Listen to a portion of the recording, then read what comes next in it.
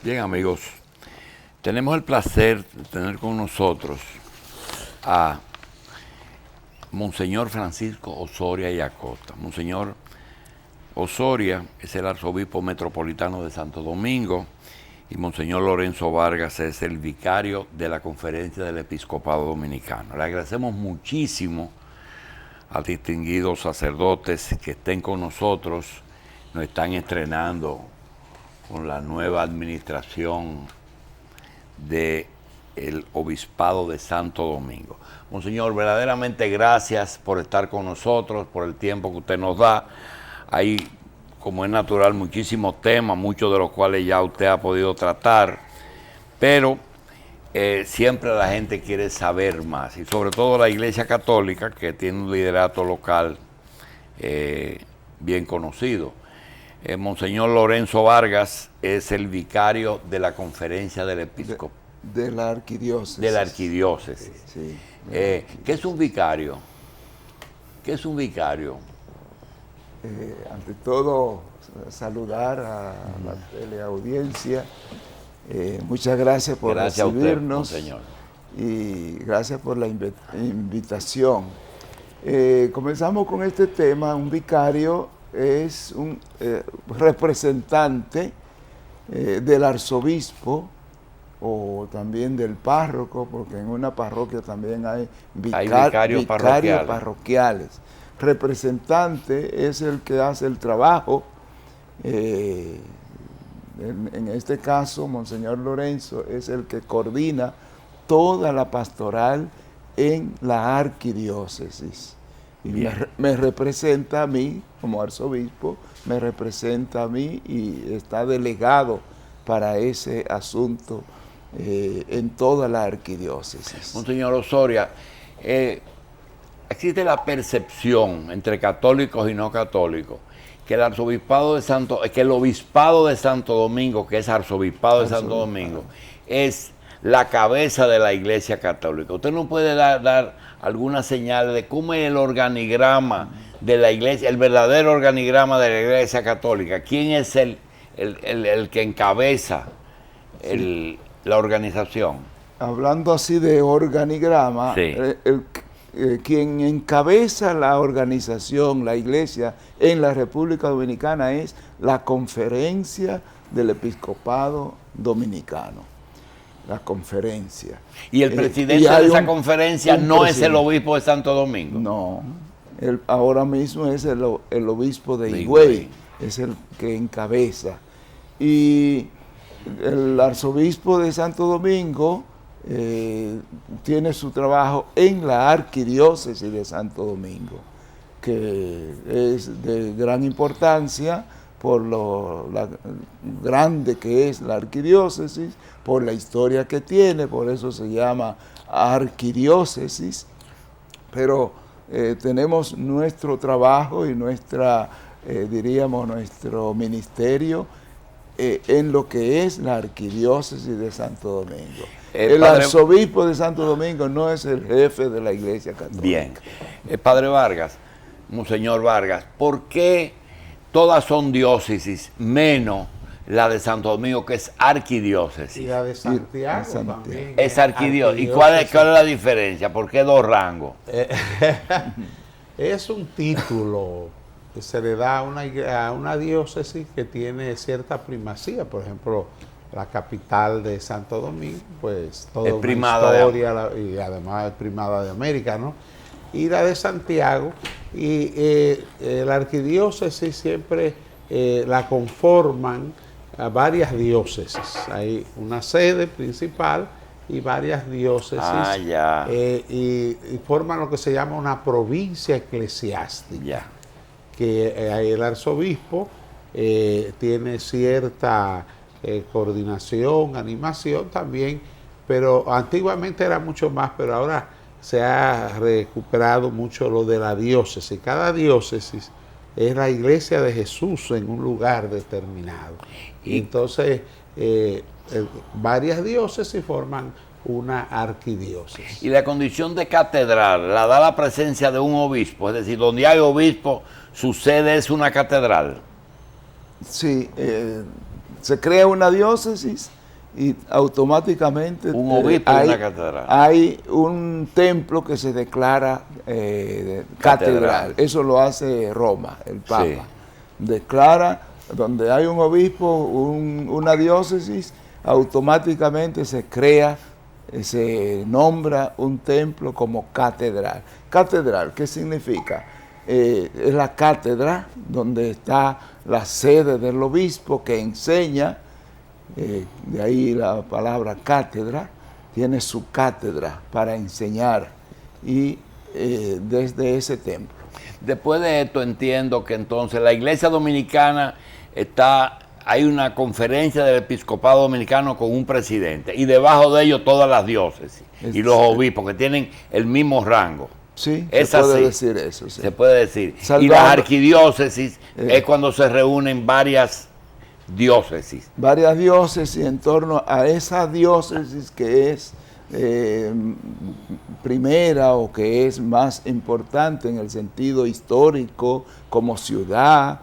Entonces se le llama arquidiócesis a esa diócesis que es de más importancia. Debajo de esos obispados están las parroquias. Exactamente. Cada diócesis está dividida en parroquias o hay otras divisiones, como vamos a hablar. Nosotros estamos implementando una nueva división. Ya estaba la división en zonas pastorales. Ahora en este pastoreo mío he creado, estoy tratando de implementar lo de las vicarías episcopales. ¿Qué diferencia hay entre una vicaría y las famosas pastorales, pastoral de la juventud, pastoral de comunicación? ¿Cuál es la diferencia? Eso también puede llamarse vicaría. Por ejemplo, hoy estamos celebrando el Día de la Juventud.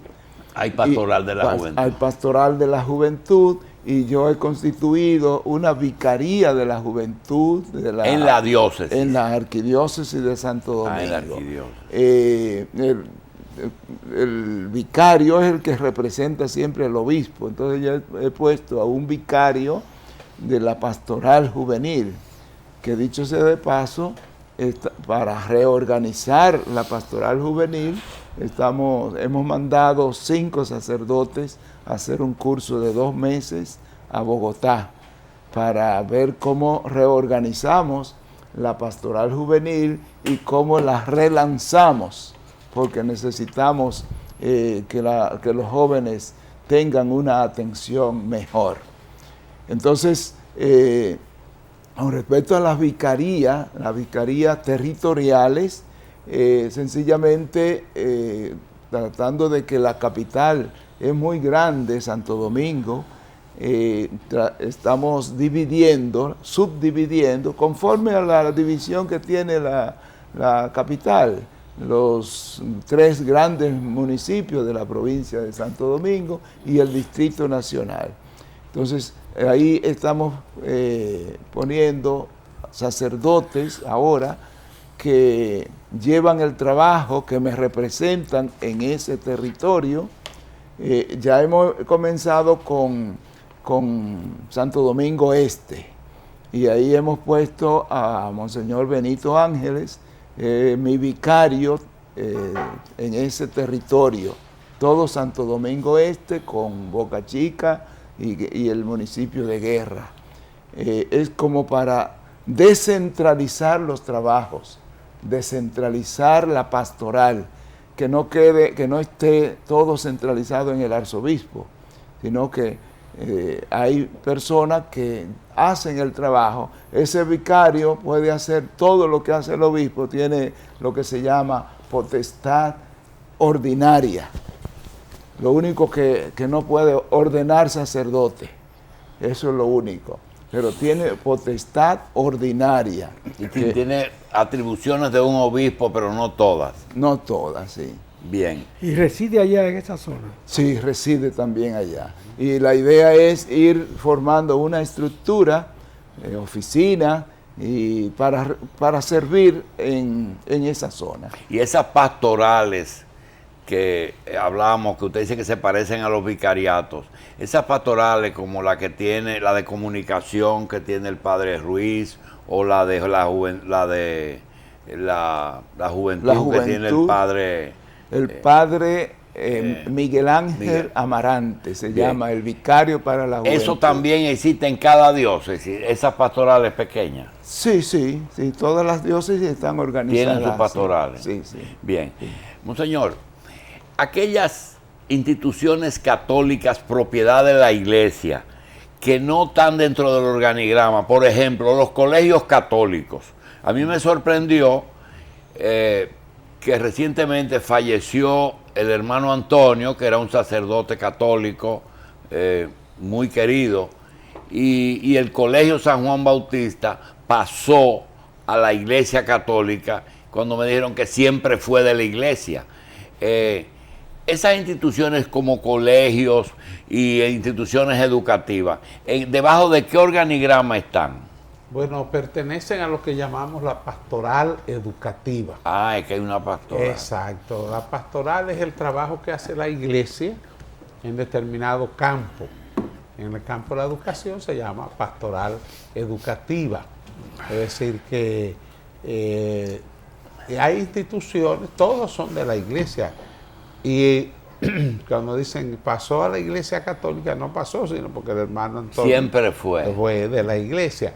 Ahora era administrada por él, él la fundó, y entonces... Y así son las órdenes religiosas. Las órdenes religiosas tienen sus propias obras, que son de la Iglesia, pero tienen una administración y una dirección y propiedad también. Aunque sea jesuita, salesiano, escarboro. Pero tienen, por ejemplo, la propiedad pertenece a la congregación, pero son de la Iglesia. Bien. Las universidades pontificias son de la Iglesia. También. Entonces la Iglesia Católica tiene 3 o 4 universidades aquí en el país. No, tenemos más. Universidades católicas. Sí, católicas. Porque pontificio es un título que viene de allá de Roma. Universidades católicas. Sí, pero hay universidades católicas, bastante.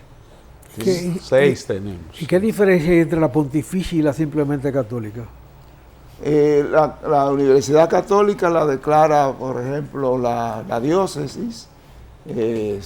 La de La Vega, por ejemplo, la de San Francisco de Macorís. Sí, claro que hay una comunicación de la diócesis con Roma para declararla católica. Pero la pontificia ya tiene una dependencia de Roma, de la Congregación para la Educación Católica. Entonces la UAS es pontificia. Porque fue creada. Fue creada mediante una bula papal. Sí, no, pero no. Lo que pasa es que se declaró autónomo en todo sentido. Después se separó. Sí, pero monseñor, el hecho de que sean universidades católicas, es decir, dentro de lo que es la conformación del programa educativo de las mismas, tienen que verse consulta a la Iglesia, a la Conferencia del Episcopado también. Perdón, no entendí. No, que si en el diseño del currículum de esas universidades incide, se consulte, se consensúa con la Conferencia del Episcopado. ¿De una universidad católica? Sí. No necesariamente. Cada diócesis, por ejemplo, el obispo de una diócesis que tiene una universidad católica tendrá su manejo y su procedimiento para todo lo que se enseña ahí. Normalmente se rige por algo superior. Hay una dirección, un organismo que rige las universidades católicas. Sí. Bien. Monseñor, en el caso de las órdenes que tienen superiores regionales o superiores en Roma, ¿cuál es la obligación que usted encuentra? Que el convento es de los dominicos, que las Mercedes es de los capuchinos, o que la San Juan Bosco es de los salesianos. ¿Cómo es que eso funciona? ¿Eso funciona bajo la dependencia del obispo de la arquidiócesis o eso es una organización autónoma desde allá? Digo, todo católico, ¿verdad? Sí, todo es católico, pero cada congregación tiene un carisma propio que desarrolla y tiene una organización propia. Entonces, hay lo que llamamos las mutuas relaciones entre las congregaciones y el obispo. Por supuesto, ninguna congregación puede fundar en una diócesis si el obispo no la aprueba. A veces las congregaciones dirigen o administran instituciones que son propiedad del arzobispado, por ejemplo. Bien. Y ahí se hace un contrato por unos años, por un tiempo determinado, para una acción determinada. Hay otras que son instituciones nacidas desde la misma congregación, entonces tienen que, en la parte que es pastoral, tienen siempre que estar en coordinación con el arzobispo, en el caso de nosotros, y con el obispo en cada diócesis. Bien, Monseñor Osorio, desde el 1 de febrero del 97, en que se creó la diócesis, se nombró su primer obispo, Juan Pablo II nombró a Monseñor Francisco Osorio primer obispo de la diócesis y de San Pedro. De San Pedro de Macorís, su tierra. San Pedro de Automayor, allá usted muy querido. Usted logró en esos 18, 19 años controlar más o menos el día a día y de buenas a primeras el Monseñor Osorio se convierte en el obispo de la diócesis más grande y más antigua de América. Nosotros le queremos preguntar, ¿el cambio en lo personal le resultó difícil o es más o menos lo mismo? Mañana cumplo 20 años de la diócesis. De la diócesis del nombramiento, de publicarse. Fueron las dos cosas juntas, ¿eh? Sí, el nombramiento y la creación de la diócesis. Realmente... Sí, 1 de febrero. 1 de febrero. Lo felicitamos de antemano. Gracias, gracias. Ha significado y está significando algo grande, porque no es lo mismo de una diócesis pequeña de unos 500,000 habitantes a una diócesis de 4 millones, no es lo mismo, más de 4 millones. La población, el número de sacerdotes, todo es en grande.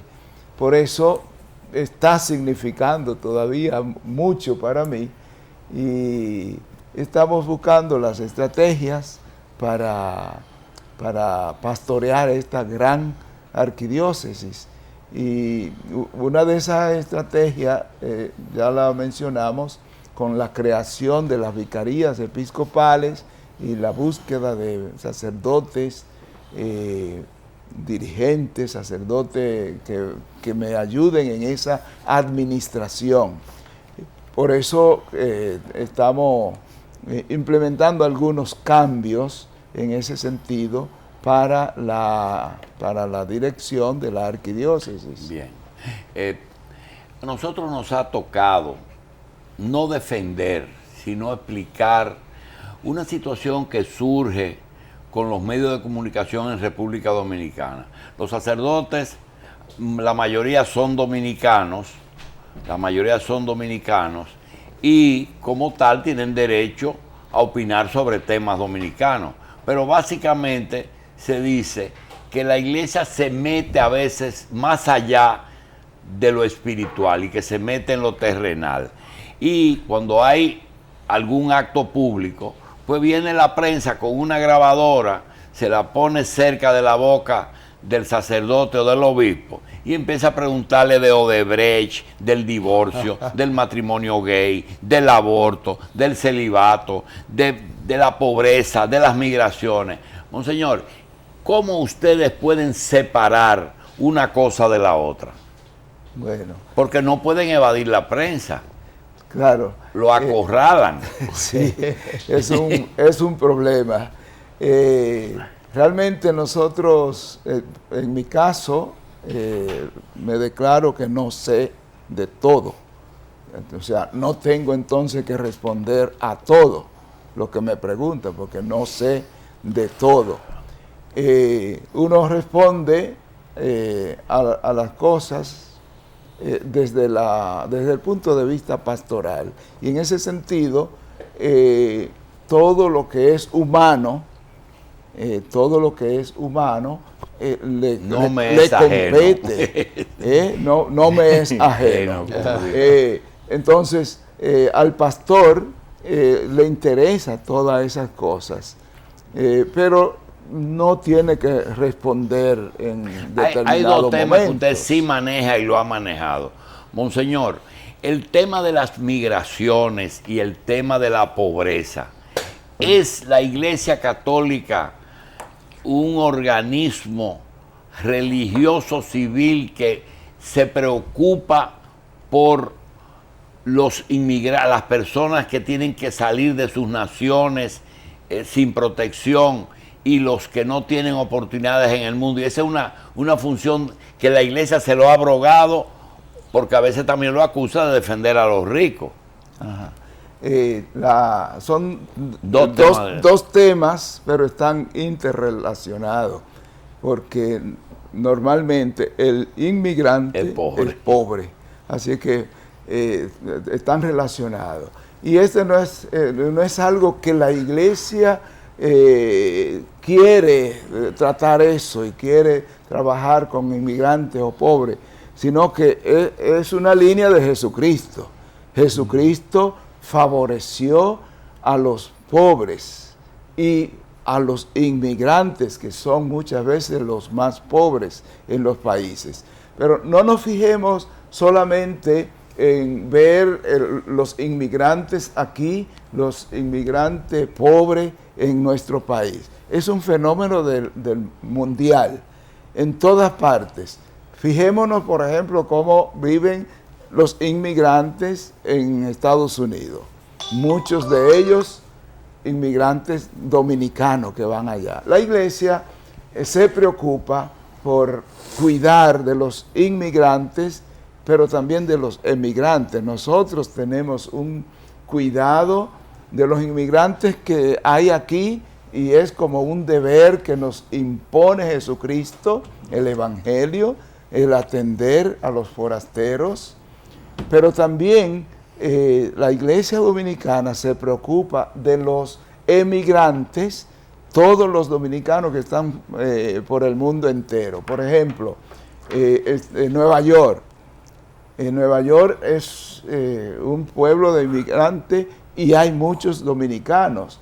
De aquí, los pastores de aquí, solemos ir a apoyar, a cuidar de nuestros migrantes, los dominicanos que están en Estados Unidos. Ahora mismo, con motivo de la fiesta de la Alta Gracia, y esto tiene ya una tradición de 43 años, que se celebra una gran misa en la Catedral San Patricio de Nueva York.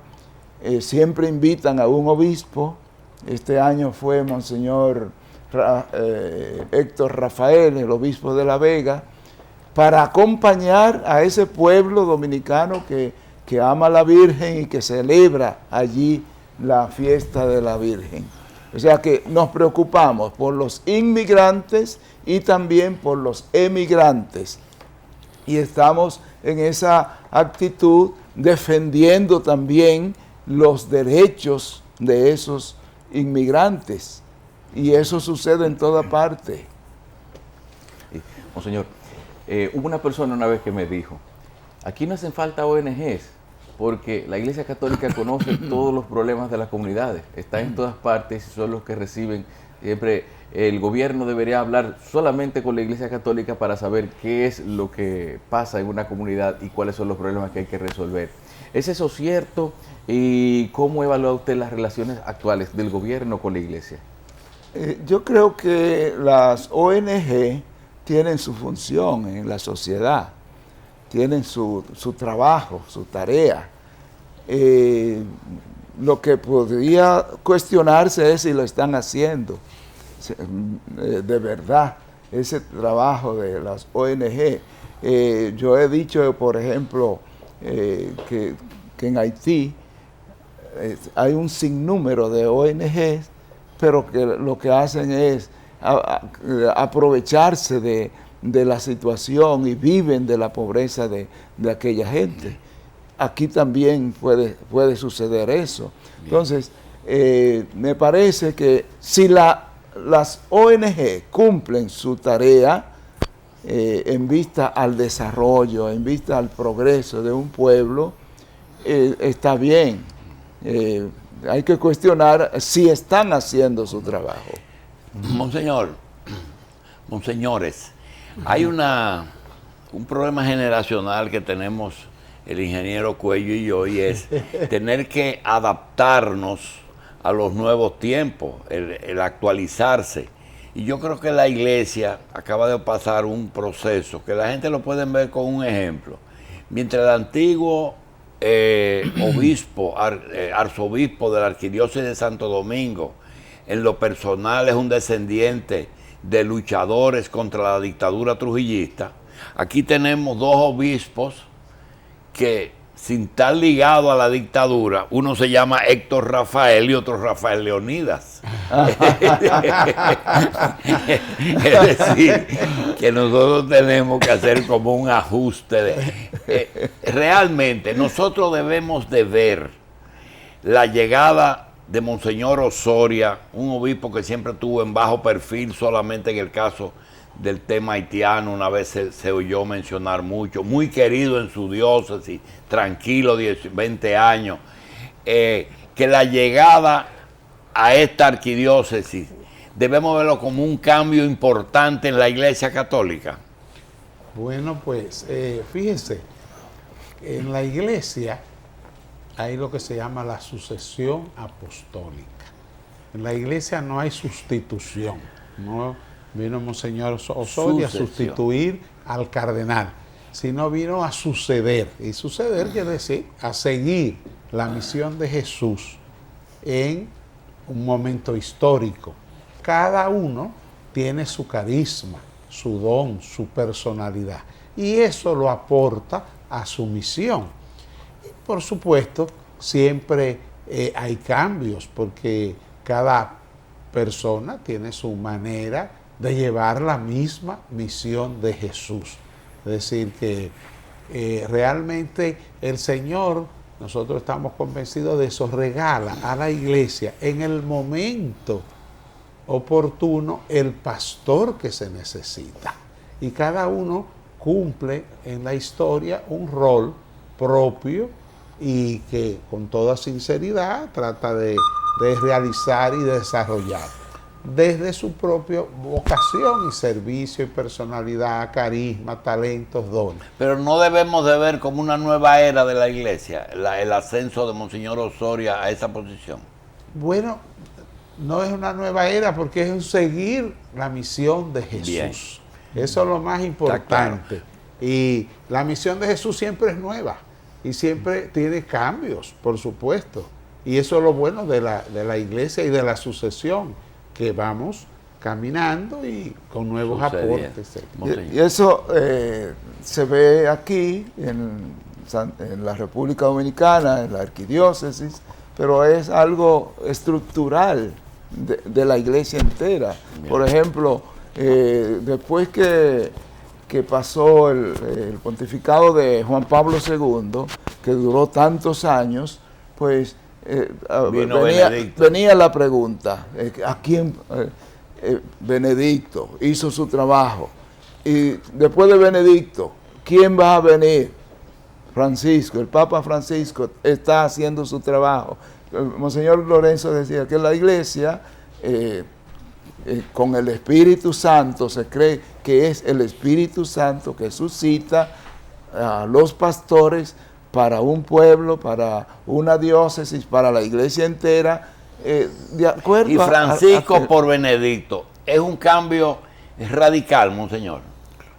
En el sentido, es un cambio, hay diferencia entre los dos, pero es la misma misión que se sucede, que se continúa. Miren, Cuando viene un médico al programa, nosotros generalmente le hacemos alguna pregunta que no es más que una consulta médica de problemas propios que podemos tener. Nosotros tenemos una en lo espiritual que queríamos preguntarle. A veces usted tiene una situación aquí en República Dominicana en que le decimos al público, bueno, esa es una disposición para los católicos. Los que no son católicos no están obligados a cumplir eso. Pero hay asuntos, como por ejemplo lo que va al Congreso, que uno quiere saber si debe tener el mismo procedimiento. Es decir, yo digo, bueno, nadie está obligado a creer en la Inmaculada Concepción, que es un dogma de fe. Usted tiene que ser católico para creer. Si usted no es católico, usted no está obligado a creer eso. Pero usted está obligado a no ejercer el aborto. ¿Cómo la Iglesia diferencia un dogma de esa lucha que tenemos por la vida? Es que la lucha por la vida no es cuestión de católico y no católico, ya. Es cuestión de humano. La lucha por como la las vida. Migraciones. Claro. Es como las migraciones. Es algo que la iglesia lo hace y lo defiende, pero no es por el hecho de ser católico o no. Es cuestión de vida humana. Y eso nos compete a todos. Bien. El otro asunto que alegan mucho es, monseñor, ¿cuál es la actitud de la iglesia frente a un sacerdote que no cumple con sus votos y que hace cosas que no debe hacer? ¿Debe la fe alterarse por la actuación de un pastor de la iglesia? Bueno, si el sacerdote no cumple con lo que tiene que hacer, la iglesia tiene su disciplina, tiene sus normas, entonces, y también tiene su tratamiento, porque la iglesia reconoce también que la humanidad, que un sacerdote es humano y es pecador, y entonces tiene su tratamiento y tiene su disciplina que aplica conforme al Evangelio, conforme al amor, que es el gran mandato del Señor. Entonces, la iglesia a veces tolera algunas cosas, pero hay límites y también suspende. La iglesia suspende a algunos ministros cuando es necesario. Bien. Vamos a hacer una pausa con Monseñor Osoria y con Monseñor Vargas. Bien, seguimos hablando con Monseñor Lorenzo Vargas, vicario de la arquidiócesis, y con Monseñor Francisco Osoria y Acosta, arzobispo metropolitano de Santo Domingo. Repetimos nuestro agradecimiento por tener la cúpula de la iglesia en el Distrito Nacional y en la arquidiócesis, porque parece que tienen incidencia también en el Gran Santo Domingo. Sí. Monseñor, todo lo que usted nos ha hablado de la organización de la iglesia, es necesario que alguien maneje esas cosas, que son los sacerdotes, que es el párroco y los otros sacerdotes. Realmente hay suficientes vocaciones que cubren la producción de sacerdotes en la medida que ustedes los requieren, y que el país ya con 10 millones de habitantes, más 10 del vecino país, más 5 que alimentamos de turistas que vienen aquí. Es decir, hay que dar atención a mucha gente. ¿Tenemos suficientes vocaciones para ello? No, realmente nuestro trabajo, hemos crecido en vocaciones, es verdad, pero no lo suficiente. Las necesidades desbordan nuestras posibilidades de atención pastoral, atención espiritual al crecimiento que ha habido en el país. O sea que ahora mismo es un gran desafío el seguir trabajando, seguir promoviendo las vocaciones y para ver si llegamos a atender bien adecuadamente. Señor. Pero hay que añadir también que la iglesia no solo somos los sacerdotes, que tenemos que trabajar, evangelizar, promover, sino que también los laicos, todos los bautizados.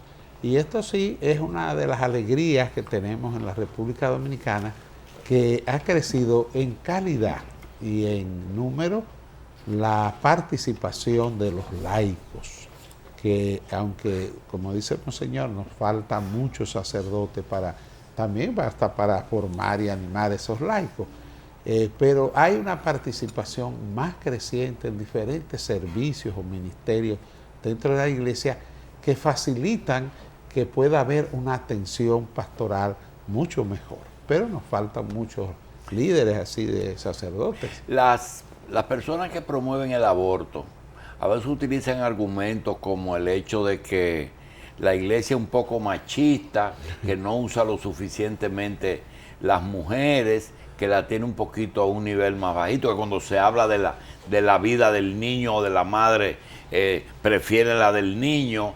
Realmente la última pastoral estuvo encaminada a enaltecer la labor de la iglesia frente a la mujer dominicana. Realmente todas esas mujeres que son monjas y que dan clases y que cuidan enfermos y que son el sustento y la contrapartida de todas las cosas buenas o malas que alguna gente hace, pero las monjas esas que siempre están orando y trabajando son las grandes obreras de la fe católica. ¿Es así? Realmente en la iglesia tenemos una gran mayoría de mujeres que trabajan en la evangelización, que trabajan en los servicios de la iglesia, de la parroquia. O sea, este documento, esta carta pastoral, reconoce el trabajo de la mujer en todos los aspectos de la vida, pero también en lo que es la vida de la iglesia, la evangelización. O sea, la iglesia, si se quiere ver como machista, no es verdad, porque tenemos una gran cantidad de mujeres trabajando en la iglesia. Hay ministerios que sí, por institución divina, se les confiere a hombres. Por ejemplo, el episcopado, el presbiterado, pero son, diríamos, pocos. Monseñor, pero uno se encuentra con personas, incluso hemos tenido, en el periodismo hay muchos ex aspirantes a sacerdotes, que incluso después de que salen del seminario, hasta se casan, forman su familia, hasta se siguen comportando como en esa regla de conducta que aprendieron en el seminario. O sea que la vocación la tenían, pero quizás se espantaron un poco por lo que era un interés muy humano de poder tener una vida familiar. ¿Usted no cree que quizás el Papa Francisco pudiera tomar en cuenta o dictaminar algo con respecto a lo que es el deseo de tener vida familiar y su quizás en algún momento incompatibilidad con la vida católica, con el servicio a la iglesia ya como sacerdote? Yo creo que no es cuestión del Papa Francisco que decida eso. La iglesia tiene su forma de proceder y ha mantenido eso en el occidente, entre nosotros, porque en Oriente la misma iglesia católica tiene sacerdotes casados, se pueden casar, hay las dos posibilidades, pero para Occidente, entre nosotros, se mantiene el celibato sacerdotal. Vamos a ver qué diga en otros años. Sí, pero justamente hay católicos romanos, católicos orientales, maronitas, que tienen algunas costumbres un poquito diferentes. Ahora mismo viene el obispo de México, que es maronita, viene a una visita pastoral aquí. Es la iglesia oriental, que algunos tienen variaciones. Ahora, esas variaciones, monseñor, de que tú vas al Líbano y el maronita tiene su esposa, pero vas a Roma y el obispo de Roma no puede tener su esposa. Pero, ¿cómo trata la iglesia eso? ¿Es una aberración o una desobediencia? Y si el de Roma se casa, ¿tiene que hacerse maronita? No, no es así. Tiene que hacer una maroma.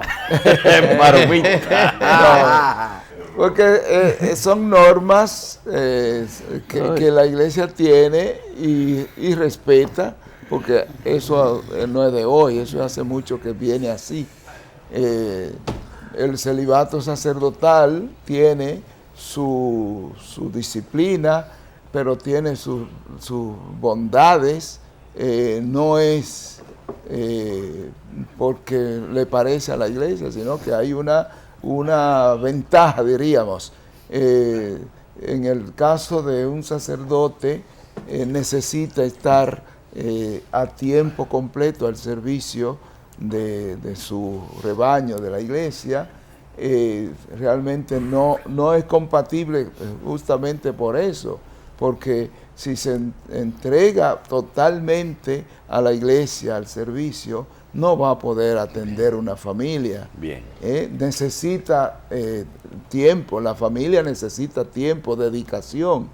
Entonces, un sacerdote que se dedique totalmente al servicio, a la misión, no va a tener el tiempo, el amor, el afecto para la familia, lo que necesita la familia. Sí, nosotros sabemos que realmente el papel de padre y de sacerdote posiblemente sea difícil de conjugar. La prueba es que Cristo decidió dedicarse a predicar 33 años. Ahora, monseñor, sabemos que las palabras que dice un pastor del nivel suyo tienen que ser muy medidas, porque pueden ser mal interpretadas en algunos casos. Por ejemplo, cuando uno le dice, monseñor Osoria, en lo personal, ¿usted cree que los problemas que tenemos con algunos sacerdotes que se salen un poquito de la línea de la iglesia se podían resolver con el matrimonio? Es decir, ese problema no lo tiene la iglesia oriental, porque tienen su mujer, tienen sus hijos y tienen su problema. ¿Podría decirse que sí? No, yo no creo que el sacerdote que deje el ministerio o el sacerdote que se case va a solucionar el problema. Bien. No creo que esté ahí el problema. ¿Usted cree que ahí no se soluciona con él? No. Otro punto difícil, que es una línea muy fina, el problema del aborto y de las anticonceptivas. Está bien, el aborto es un crimen porque ya hay un ser nuevo que se formó en el vientre de una mamá y que la mamá es portadora, no es necesariamente la dueña de eso, son dos socios que hay ahí adentro. La pregunta es, la pastilla anticonceptiva, ¿por qué la iglesia no le ha dado luz verde? Es que hay un error en hablar de pastillas anticonceptivas. Los estudios que se han hecho sobre todos esos anticonceptivos es que también son abortivos. Eso ya demostrado por estudios, que no es anticoncepción, sino afecta a lo que ya ha sido concebido. Bien. Son abortivas también. Bien. Otro tema difícil. Son dos tipos de pastillas diferentes. Hay una pastilla abortiva claramente. Sí. Ya está concebido y se mata. No tiene otro lenguaje. Es abortiva. Perfecto, pero hay otros que no permiten la unión de los dos elementos necesarios para hacer la vida. Entonces no es abortivo. La actitud de la iglesia y la doctrina, el principio de la iglesia es que todo sea a favor de la vida. Entonces, si impide la concepción, está en contra de la vida. Monseñor, si usted conversa con pastores de la iglesia ortodoxa griega no católica, por ejemplo, lo de la iglesia rusa, o conversa con los ingleses, con los episcopales, ve que más son las coincidencias que las diferencias. ¿Usted espera que un día veamos esa parte unificada? Estamos caminando hacia esa unidad. ¿Y se están haciendo gestiones? Sí, sí. Por ejemplo, con los anglicanos ha habido un acercamiento grande hasta el punto de la Iglesia Católica abrirse a muchos anglicanos que han querido esa comunión. Y está abierta, se ha instituido una prelatura con cristianos que vienen de la iglesia anglicana. Ha habido ese esfuerzo y esa decisión de unión. ¿Dónde ha habido dificultad?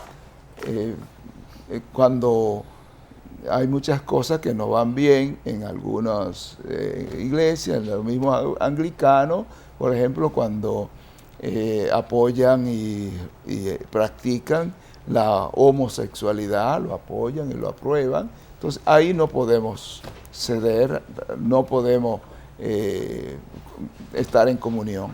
Y las mujeres sacerdotisas, que algunas...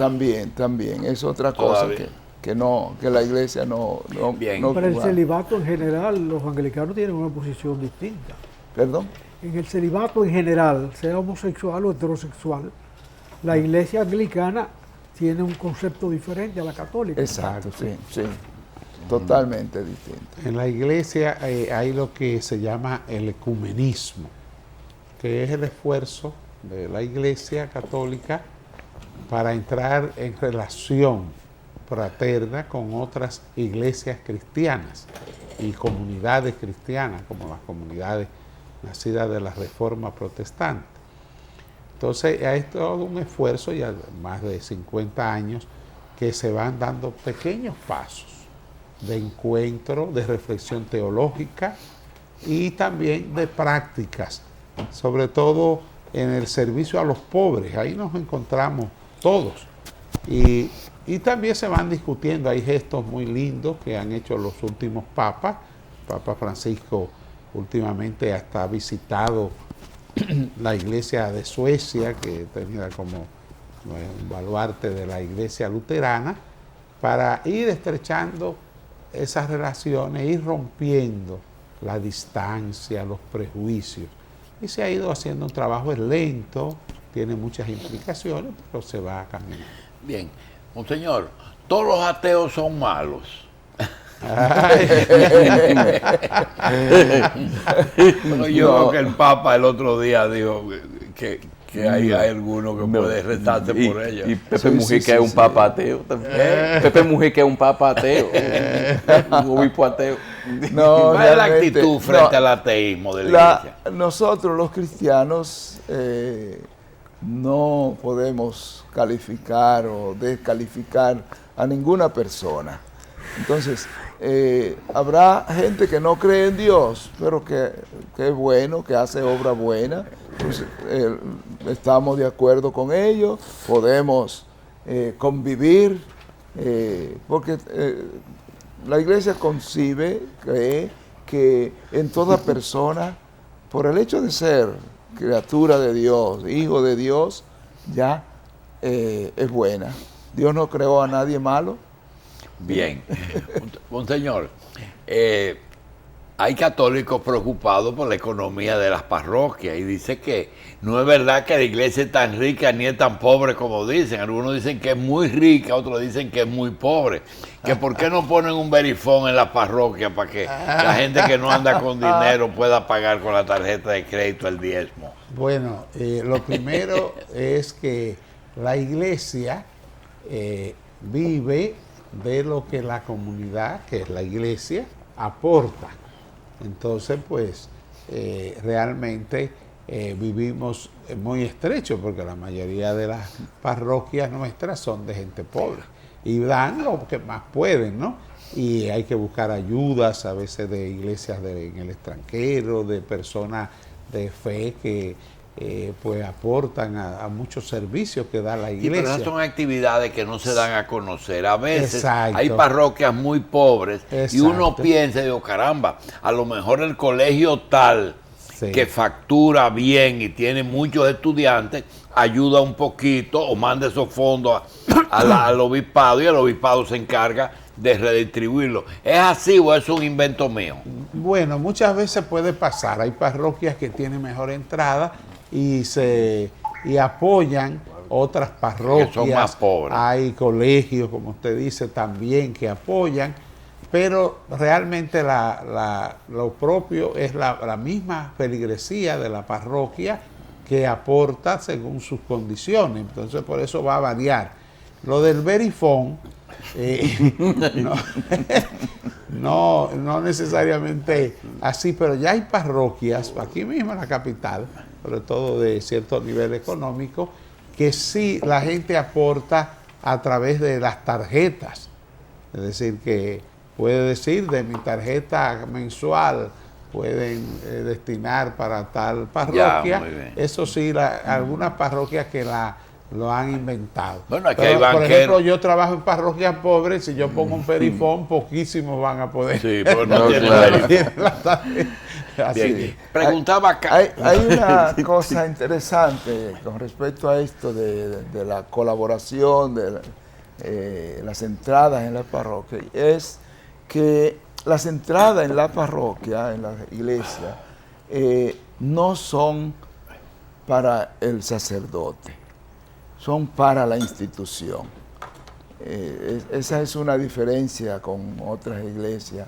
O sea, lo que se recoge en una parroquia no es para el padre, es para el sostenimiento de esa iglesia, para la misión, para los trabajos, Bien. muchas veces para obras de caridad.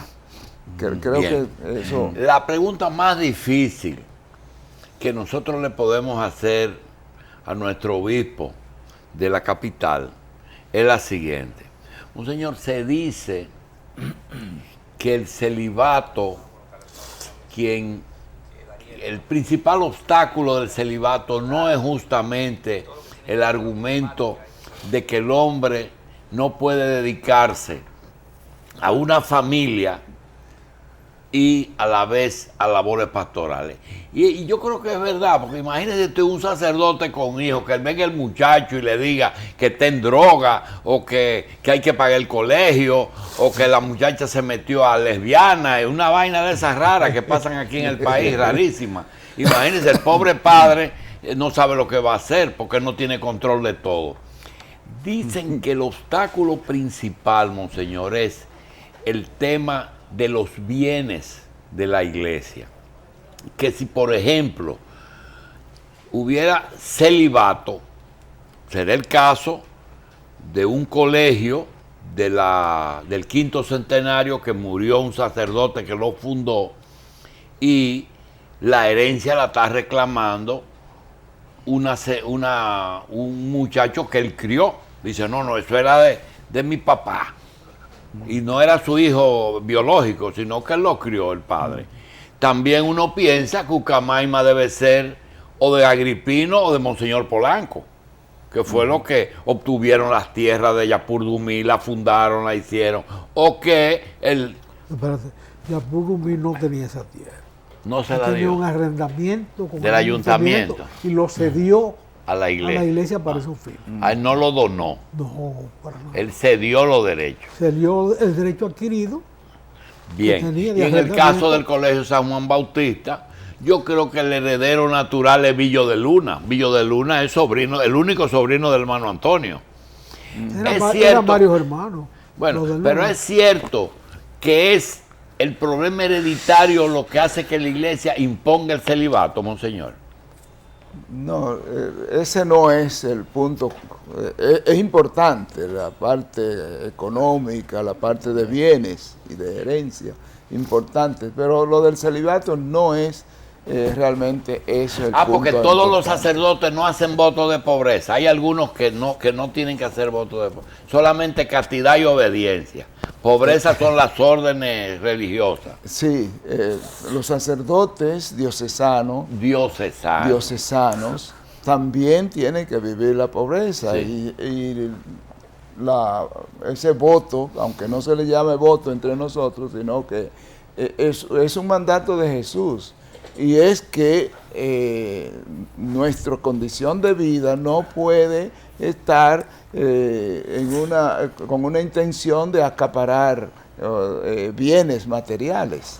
Pero lamentablemente hay personas, hay sacerdotes que acumulan. Que pueden tener riqueza. Que acumulan y se creen con libertad de tener.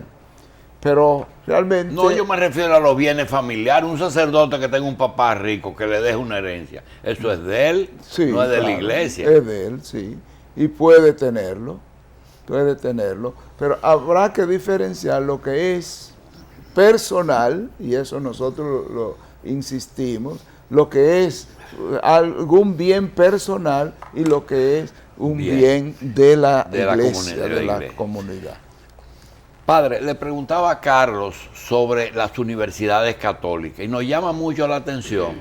Si usted tiene un hijo que quiere educarlo en la fe católica, uno lo inscribe en La Salle, en el Marilac, en el San Juan Bautista, y ahí tiene educación y educación católica en adición, le dan catecismo, le dan apología, todas las cosas que tienen que, lo enseñan a rezar, lo instruyen en la fe católica. Pero cuando usted llega al grado universitario, ninguna de las universidades católicas tienen ninguna diferencia del resto de las universidades, aunque el rector sea un sacerdote, el pensum no tiene nada que ver con la Iglesia Católica, ¿es así? No, por supuesto. El mismo pensum contiene la enseñanza del Evangelio y de la doctrina de la Iglesia. Ahí hay una diferencia. Y también está lo que llamamos la pastoral universitaria. ¿Qué es eso? La pastoral universitaria es el trabajo que se hace con los jóvenes estudiantes de nuestras universidades para continuar su vida cristiana unida a su crecimiento intelectual. Por supuesto que no es lo mismo que en un colegio, que hay una decisión que todo el que está en ese colegio tiene que participar en todo de manera disciplinaria. En la universidad, ese servicio de pastoral universitario se ofrece, no se obliga, sino que el que no quiere, pues no participa. Sí hay materias que son obligatorias para la enseñanza de la fe cristiana, eso sí, pero ya la parte práctica de la fe, ya se le ofrece el servicio, hay hasta capillas, hay un sacerdote o religiosas o laicos que se dedican a promover la fe entre los universitarios, pero ya con libertad. Pero no es necesario que los profesores sean católicos, no ni es necesario que los médicos de un hospital católico sean católicos. Pero sí que respeten lo que la Iglesia enseña y la moral de la Iglesia. Monseñor, hay miembros de la Iglesia Católica, sacerdotes específicamente, que toman partido en causas sociales. No voy a mencionar el nombre porque, aunque haya un nombre que suene mucho, no es el único que está en eso, sino que quizás las dimensiones de la causa en muchos casos son distintas.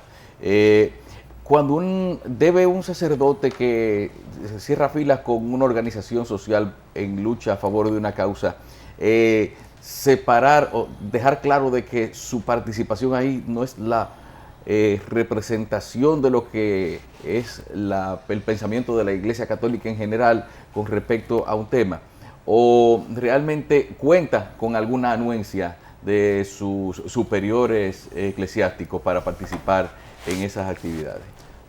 Realmente un sacerdote no puede dividirse personalmente, no puede decir yo soy un activista social, yo soy un activista religioso. O sea, es una persona, íntegramente tiene que estar en su ministerio y debe de integrar todo su quehacer a eso, a su misión. Hay que ver que la Iglesia misma tiene en su quehacer lo que se llama una pastoral social. O sea, los problemas sociales son tareas, son misión para la iglesia. Lo que decía ahorita, todo eso que es humano, todo eso que es social, la iglesia lo integra, pero claro, desde un punto de vista, desde lo que es la doctrina de la iglesia. Bien. No puede estar separado un sacerdote. Tiene que separarse de su vida sacerdotal para meterse en algo social, no tiene. Pero usted decía que también tiene que ver con lo humano. Yo decía que son dominicanos con todos sus derechos. Hemos tenido sacerdotes que han sido economistas y solamente se pronuncian, otros son científicos. También hemos tenido luchadores sociales como Rogelio, como el de la frontera de Dajabón. Regino. Es decir, que la iglesia tiene de todo como en todas partes. La pregunta es la siguiente.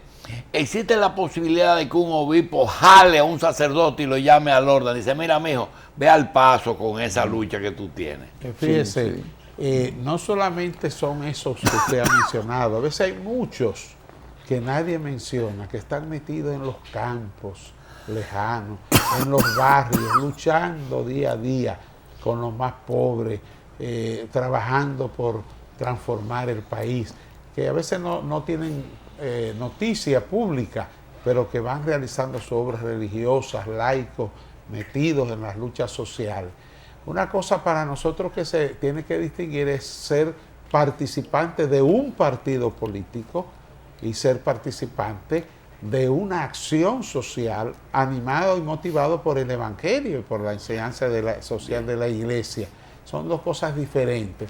Por supuesto, un obispo tiene derecho y obligación, si un sacerdote en su acción de cualquier tipo se extralimita o no es prudente, puede llamarle la atención o animarle o aconsejarlo o tratar de que busque otras estrategias.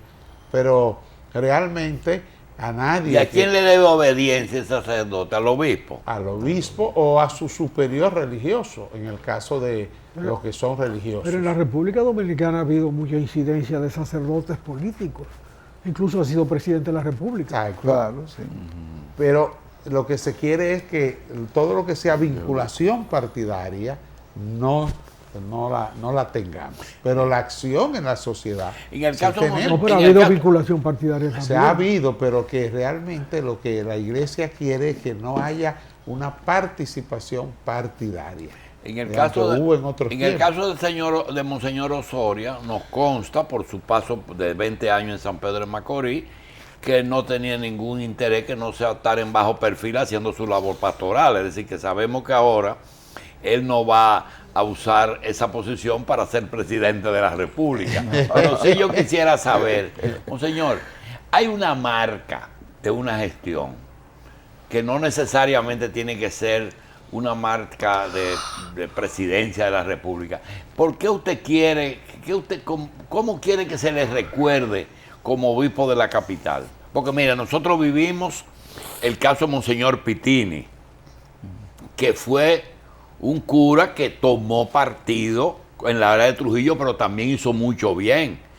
Pitini salvó muchas vidas, porque como era amigo de Trujillo, le pedía cosas y se conseguían cosas. Monseñor Veras fue una persona tranquila, que fue el primer cardenal. Monseñor López Rodríguez, aguerrido, firme en sus propósitos. Y ahora viene Monseñor Osoria. Es decir, ustedes son 4 excepciones en la iglesia, que fueron los 4 últimos arzobispos de la capital. Sí. ¿Cómo usted quiere que se les recuerde, Monseñor? Bueno, yo quiero seguir mi línea de acción, como ha dicho, en bajo perfil, no tengo que estar apareciendo en toda parte. Y me gustaría que se me recuerde como un pastor, nada más. Pastor para los pobres de los barrios, la gente. Pastor también para los más grandes, como decía en mi discurso de introducción, pastor para los de las torres, pastor para los de abajo. Quiero que se me recuerde como un pastor. No estoy aquí en nombre propio, estoy en nombre de Jesucristo. Muy bien, monseñor. Aquí hay varios palacios. En la calle dice, voy para el Palacio de la Policía, voy para el Palacio Nacional o voy para el Palacio de Justicia. Hay otro palacio que es el Palacio del Arzobispo, el Palacio Arzobispal. Y tiene todas las connotaciones del Palacio Nacional. Cuando hay alguna injusticia, alguien que se siente mal, que están haciendo algo o que la justicia no está haciendo lo que tiene que hacer, o van a los medios de comunicación y quieren hablar con su pastor, ¿usted no considera que ese palacio está muy lejos del pueblo? Que es difícil ver el obispo.